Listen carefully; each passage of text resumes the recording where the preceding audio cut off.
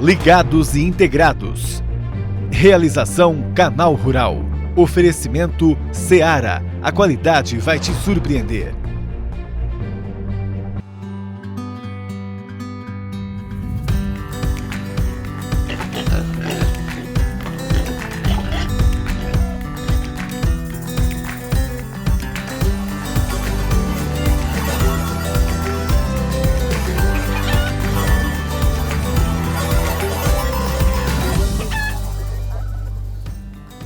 Bom dia! Qual o melhor jeito de envolver os colaboradores? Já ouviu dizer que precisam de propósito, acreditar no trabalho? A Tânia Moura vem dar dicas de como conquistar esse nível de produtividade. No nosso tema técnico, como controlar o nível de amônia nas granjas. A Vandinalva Teixeira vem nos alertar sobre esses cuidados que afetam a saúde dos animais e também a nossa. E tem mais informações para você trabalhar cada vez melhor. Fique com a gente até o meio-dia. Vamos começar? E é agora. Os preços dos alimentos continuam subindo, segundo o relatório da FAO, o órgão das Nações Unidas para a Agricultura e Alimentação. De julho para agosto, o aumento foi de 1,95%. Já no acumulado de 12 meses, é de 2,24%. A maior influência é do açúcar, alta de quase 7%, e dos óleos vegetais, quase 6%. Mas os cereais, como vocês veem, inclusive aqui nessa tela, olha só como eles também tiveram aí já uma leve elevação. Também temos aqui esse FFPI, que é justamente o índice que a FAO usa com a média de todos os alimentos. E mostra que na média está crescendo bastante, né? E embora tenham aumentado aí menos de 2% no mês, registraram um incremento anual de 7%. As carnes, pela primeira vez no ano, não apresentaram queda nos preços. Ficaram praticamente na estabilidade, com uma alta de 0,12%. Agora, o nosso tema é gestão de pessoas. Como envolver todos os colaboradores da equipe no objetivo da empresa? E eu não estou falando de cumprir a função apenas, é gostar do que faz, perceber que o seu trabalho dá resultado, ficar orgulhoso com esse resultado. A gente sabe que nem todo mundo trabalha assim, né? Vamos saber por quê? Vamos conversar com a Tânia Moura, que é vice-presidente da Associação Brasileira de RH. Ela veio aqui participar com a gente no nosso programa, no nosso estúdio. Obrigado por ter vindo, Tânia. Obrigada pelo convite. Prazer estar com vocês. Pode sentar, fica à vontade, vamos bater nosso papo. Que bacana, papo super importante. Pois é, que esse é um papo, inclusive, que sempre é debatido, né?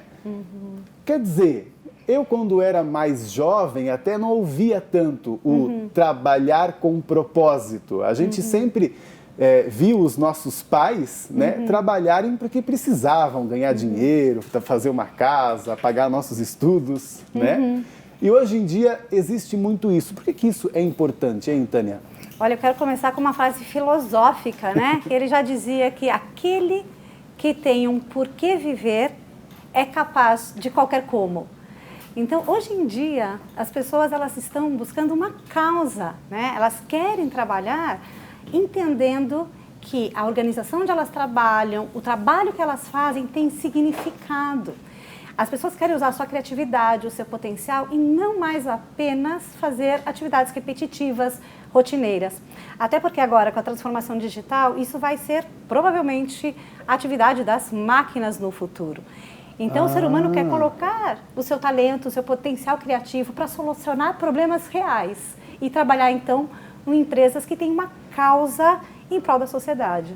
Olha, Tânia, eu estou aqui até te olhando, falando, e já imaginando que esse tema, na verdade, ele rende demais. Sim, né? sim. Porque seria exagero eu dizer que cada vez mais a gente vai querer, justamente, né, como você falou, as máquinas vão fazer mais o operacional e a gente realmente vai ter que se dedicar ao trabalho mais pensante. Exatamente, é isso mesmo. E o que a gente quer, as pessoas, principalmente agora na questão das gerações, e você disse muito bem, né? Nossos pais trabalhavam de uma forma, os novos entrantes no mercado de trabalho vivem uma nova realidade de como o mundo acontece. E as empresas, elas têm que responder a essa nova sociedade, tanto trazendo serviços, soluções ou produtos que vão atender essas necessidades, essas demandas. Então, se adaptar a isso é um desafio, né? É um dilema, mas também é um objetivo, tanto das empresas quanto dos profissionais. Tá certo. Depois do meu dilema aqui, falando sobre o futuro, né, Tânia, como é que eu faço então? Vamos às dicas, né?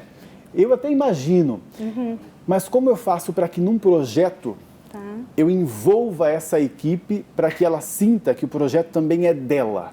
E aí ela faça isso que a gente está falando, né? Ela realmente não faça só porque tem que fazer, mas porque ela está gostando daquilo. Nossa, acho que essa pergunta é ótima, porque muitas vezes, no modelo anterior de gestão, os líderes usavam o que a gente chamava de comando e controle.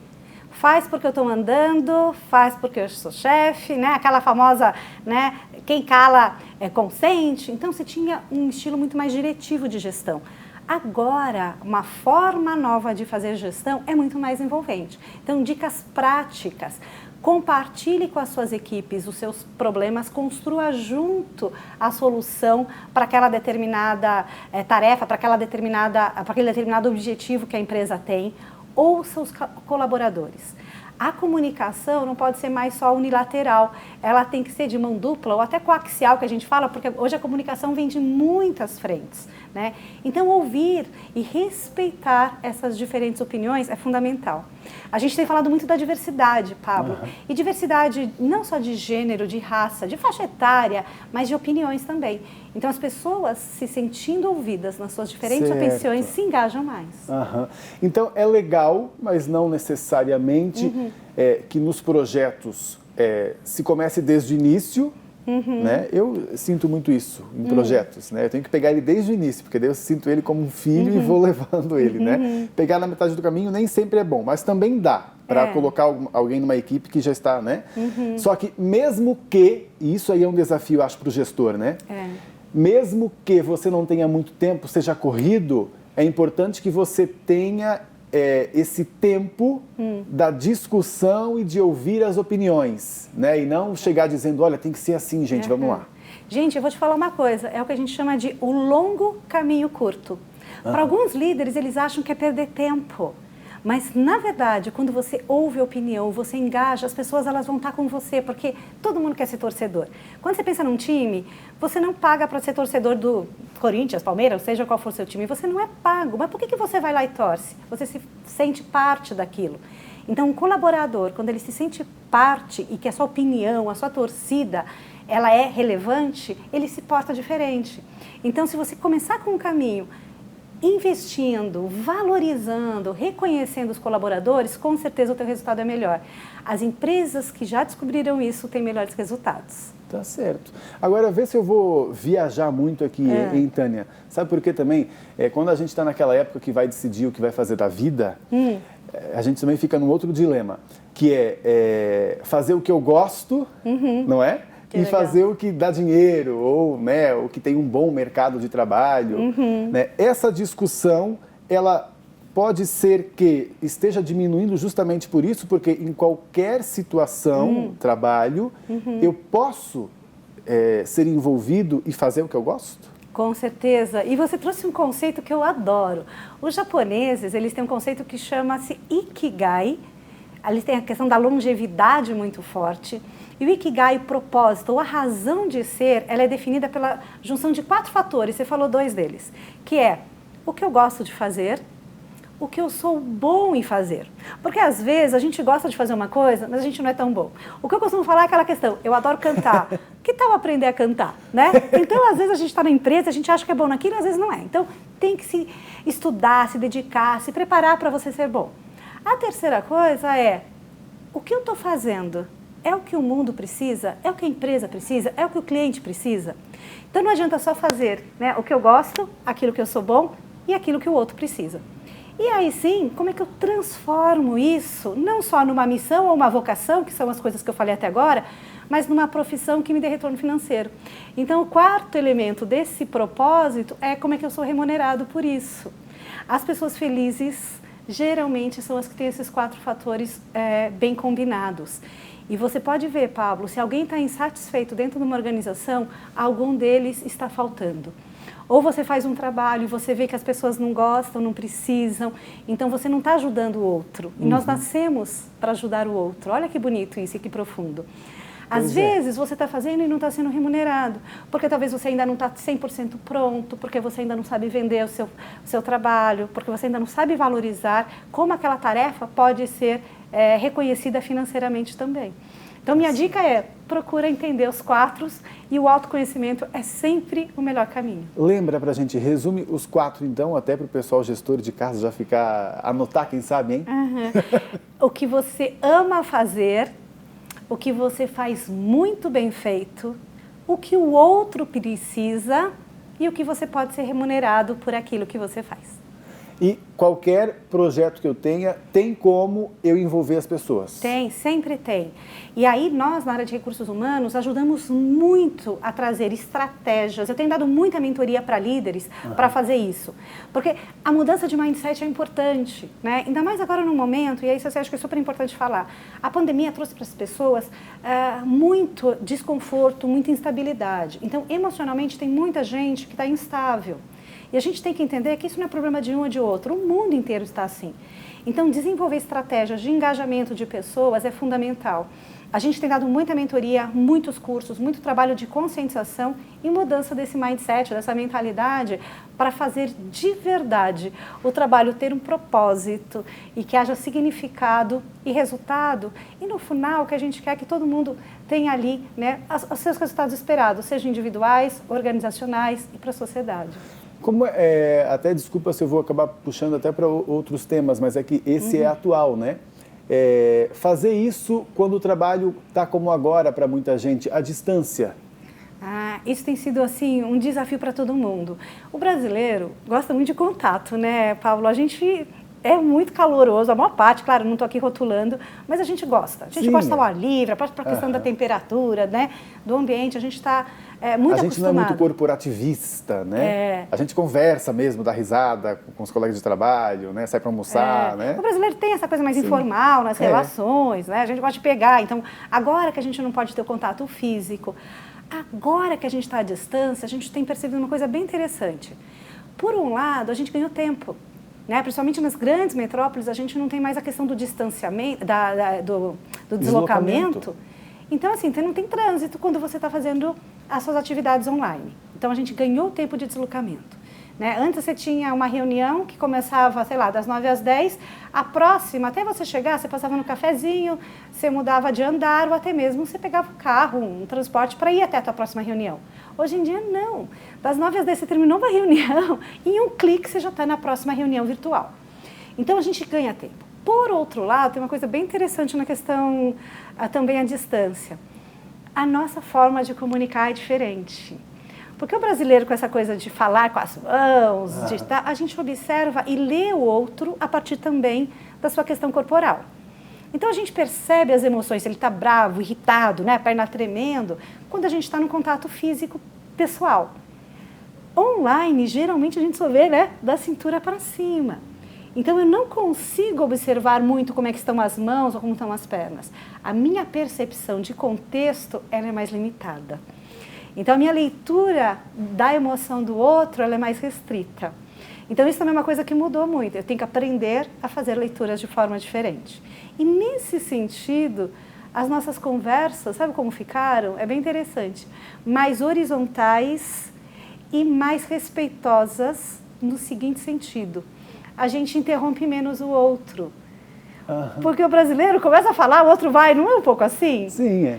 E aí não dá, porque tem que esperar um falar, o outro fala. Até pela conexão, né? Espera falar. Levanta a mãozinha. Agora fulano, agora o Cicrano, tu queria falar também? Aí fica meio que um combinado, né? Para conversa. Então o que acontece? Você acaba tendo mais produtividade também. Porque as pessoas esperam o outro terminar o raciocínio. Claro que a conversa no chat, no lateral também eu adoro, porque daí você vai vir numa conversa quase que paralela, os comentários aqui. Mas você aprende a ouvir mais. É bem interessante isso. Então, assim, são muitas mudanças na nossa rotina que às vezes são imperceptíveis, mas tudo isso vai transformando o brasileiro num profissional um pouco diferente do que ele era antes.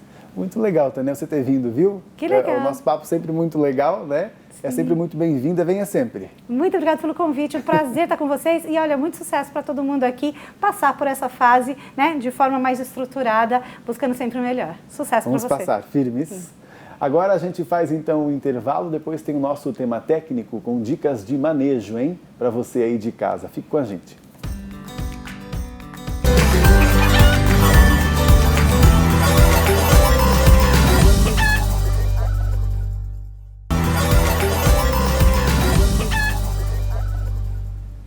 Ligados integrados na previsão do tempo, hein? Vamos conferir com a Priscila Paiva. Bom dia, Pri. Olá, Pablo. Boa quinta-feira para todos nós. E olha, não sei se você sabe, mas você sabe que lá no interior do país a gente já está passando pelo pior déficit hídrico desde 2014. É o maior intervalo de tempo sem chuva significativa no interiorzão do Brasil. E então a gente vê que em diversas áreas, né, que a gente vê aqui roxo do mapa, a gente tem de 150 dias até 200 dias sem chuva significativa. E o que eu digo que é chuva significativa? Chuva de 2 dígitos, então 10, 15, 20 milímetros. 200 dias sem chover de forma significativa, portanto solo super seco, problema das queimadas, fuligem, então ainda com calor agravando essa situação no interior do país, tá? Principalmente entre Mato Grosso e Goiás. E aí a gente tem esse déficit hídrico que a chuva não vai vir tão cedo. Para boa parte do interior do Brasil, de 9 a 13 de setembro a gente continua com tempo seco. Depois, se você pegar de 14 a 18 de setembro, a mesma situação. Aí, a partir do dia 19 de setembro é que alguma umidade começa a aparecer entre Rondônia, noroeste de Mato Grosso e sul de Mato Grosso do Sul. Até se a gente pegar a cidade de São Gabriel do Oeste, a gente percebe que a partir do fim de setembro, aí sim em outubro, você tem uma boa quantidade de chuva, com mais de 150 milímetros acumulados. Palmeira do Oeste também com mais de 160 milímetros, mas bem mais focados aqui em outubro, porque setembro mesmo não vai chover. José Bonifácio, 159 milímetros. Interior de São Paulo, mas a partir de quando? Também a partir de outubro. E detalhe, mesmo em outubro, a gente tem algumas janelas de tempo bastante seco. Obrigado, Pri. E sabe quando você está tão acostumado com um cheiro que já não sente mais ele? É bem comum, viu? Você provavelmente não sente o verdadeiro cheiro, olha só, eu implicando com você, da sua casa, assim como as suas visitas sentem. Não é igual não, viu? Pois é, cuidado, hein? Cuidado, tenha seus produtos de limpeza lá sempre em dia, os mais cheirosinhos. Mas vamos falar então das granjas agora. Elas têm um cheiro forte, não é mesmo? Vem da amônia presente nas fezes dos animais. É bem comum também, é natural, não tem problema desde que controlada. Veja mais nessa reportagem. Oi Pablo, bom dia para você, muito bom dia a todos. A amônia é um gás gerado a partir da decomposição do ácido úrico, presente na urina eliminada pelas aves. Quando a gente entra em um galpão fechado, a gente não vê a amônia, porque é um gás incolor, mas a gente pode sentir pelo cheiro forte, e é justamente aí que mora o perigo, porque dependendo da concentração do gás ou do tempo de exposição, a saúde dos animais e até dos produtores pode ser afetada.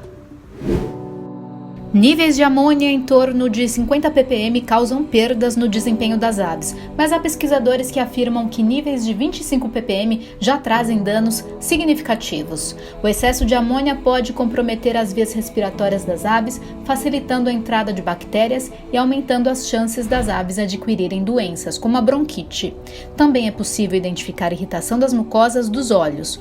Outra consequência é a redução do peso das aves e o subdesenvolvimento das carcaças. E, como você sabe, desuniformidade do lote no momento do abate é sinônimo de prejuízos. A elevação da concentração de amônia é provocada pelo acúmulo de dejetos. O ácido úrico, eliminado pelas aves, tem sua emissão incrementada pelo aumento da temperatura e da umidade da cama do aviário. Por isso, é preciso controlar o excesso de umidade com um manejo adequado no intervalo entre lotes, quando o galpão deve ficar bem arejado e realizar corretamente o manejo da cama. Não se esqueça de trocar o substrato pelo menos uma vez por ano. A utilização de sistemas de ventilação adequados também é essencial. Por fim, verifique o sistema de distribuição de água e regule a altura dos bebedouros para evitar vazamentos sobre a cama. O olfato humano pode acabar se acostumando ao odor da amônia após longas exposições e não detectar o excesso. Por isso, cuidado! A atenção tem que ser constante. Vamos conversar agora com uma especialista no assunto, a Vandinalva Teixeira. Bom dia, Van! Bom dia, tudo bem? Tudo bem? Ô, Vandinalva, conta pra gente. A amônia, ela é inevitável, né? Lógico, porque ela está aí nas fezes dos animais. Mas existe um certo nível, é isso? Do quanto que ela pode estar gaseificando dentro do galpão? Perfeito, isso mesmo. A amônia, né, produzida a partir da degradação das fezes, e ela é agravada principalmente se eu tiver cama úmida. Então, atenção especial com a qualidade de cama. O limite máximo, né, que as aves toleram sem causar danos, principalmente para as vias respiratórias, tanto dos animais quanto para as pessoas, é de 10 ppm. Acima disso aí, ela começa a ser tóxica e pode lesionar aí a parte respiratória das aves. Tá certo. Desculpa até se essa minha pergunta pode ser complicada, mas tem como medir isso então, porque você falou em 10 ppm? Tem sim, existem alguns equipamentos, né, especializados para isso, equipamentos, a maioria dos técnicos, do pessoal que trabalha na avicultura, eles possuem esses equipamentos e fazem essas medições logo ali na parte do arraçoamento, logo no inicial do dia, para eles verem o nível de amônia, a concentração de amônia que tem ali naquele período. Tá vendo só? Então parece algo bobo, muito pequeno, né? Tão rápido de ser feito que a gente até esquece, mas é importante fazer. Porque passando dos 10, então, ppm, ela fica tóxica. E às vezes, né, Van, a gente, como está acostumado em entrar no aviário, né, na pocilga todo dia, acaba que não percebendo como isso está forte. Exatamente. A gente, como você iniciou aí, né, a gente se acostuma com isso. Porém, quando ela está muito alta, ela causa irritação nos olhos das pessoas que estão, os funcionários que estão ali manipulando as aves e os suínos, enfim, e é bem importante que isso seja bem controlado. Pois é, e nos próprios animais então, né, é até um certo aí dilema isso, né, porque eles mesmos que produzem, né, porque está nas fezes deles, mas quando está gaseificando muito, pode prejudicar eles. O que pode trazer? Pode sim, eles podem ter o sistema respiratório superior, né, a parte das narinas e cílios ali, pode ser danificados. Com isso, esses cílios que possuem ali nas narinas das aves, dos animais, eles funcionam como um filtro. Uma grande quantidade de amônia pode levar a danificar esses filtros. E aí qualquer tipo de outros micro-organismos ou qualquer poeira, alguma coisa, ir direto para o sistema respiratório dos animais. E aí, com isso, eles acabam se sentindo mal, já vão comer menos?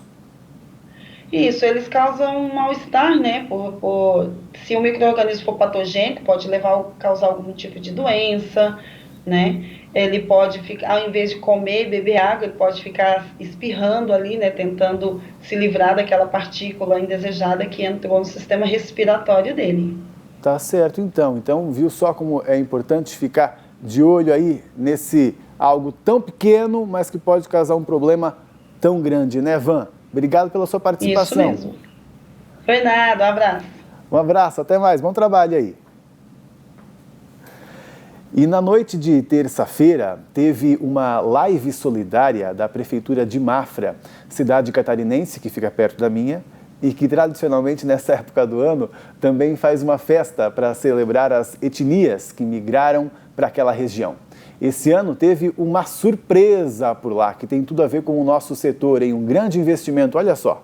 E vamos construir uma indústria de premix com investimento de mais de 50 milhões de reais, são 200 empregos durante a obra, depois para a operação mais de 30 empregos diretos, né? E depois tem mais os empregos indiretos, vai movimentar um volume de carga importante, são 300 milhões de faturamento ano e 9 milhões de ICMS por ano, que de alguma forma volta para a comunidade. Então estou muito feliz, agradeço o apoio do Wesley Filho nesse projeto, do Gilberto Tomazoni, nosso presidente global, por ter acreditado na gente, ter acreditado no município de Mafra. Além dessa fábrica de rações que vai atender um grande número de granjas e até possibilitar, a abertura de novas por aquela região, a cidade de Mafra comemora a instalação de uma fábrica de biodiesel, investimento da JBS de 180 milhões de reais. Vai ser inaugurada em julho do ano que vem. Agora a gente conhece mais um avanço da ciência com o agronegócio. Criar é ciência.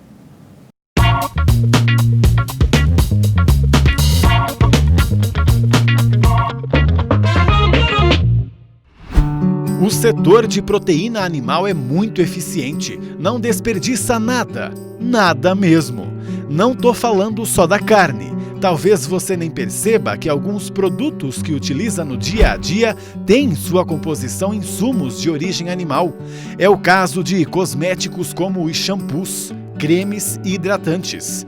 Isso acontece porque algumas substâncias necessárias para o processo de fabricação não são facilmente sintetizadas em laboratórios, ou seja, muitas vezes não é possível usar insumos sintéticos. Mas se você estiver em dúvida ou tiver restrições, leia o rótulo com atenção. As informações estão todas lá. Por exemplo, o colágeno, que deixa a pele mais resistente, vem de uma fonte animal. O ácido hialurônico, comumente utilizado em cremes para preencher as linhas de expressão, geralmente é obtido da crista do galo. A queratina, encontrada nos shampoos e condicionadores, é retirada dos cascos dos animais.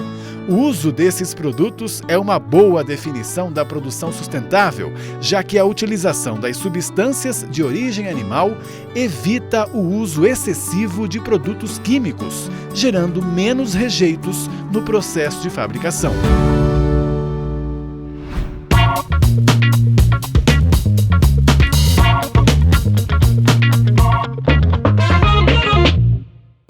Que legal, espero que tenham gostado. O nosso programa fica por aqui, mas amanhã, você sabe, sextou aqui e aí tem um programa tudo a ver com você aí, com as suas fotos e vídeos. Até lá!